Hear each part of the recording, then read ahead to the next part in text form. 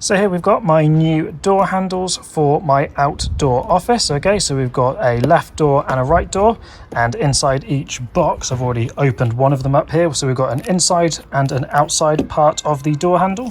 Okay, I quite like the look of this. It's a nice kind of anthracite grey.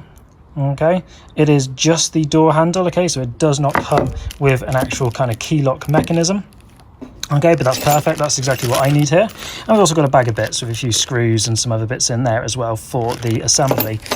If we look at the door, they're just old white PVC doors, now painted green, but we didn't like the white handles, so we decided to get something new to kind of tie in with the glass trim there, which is also the dark grey. And yeah, let's go ahead and replace them now.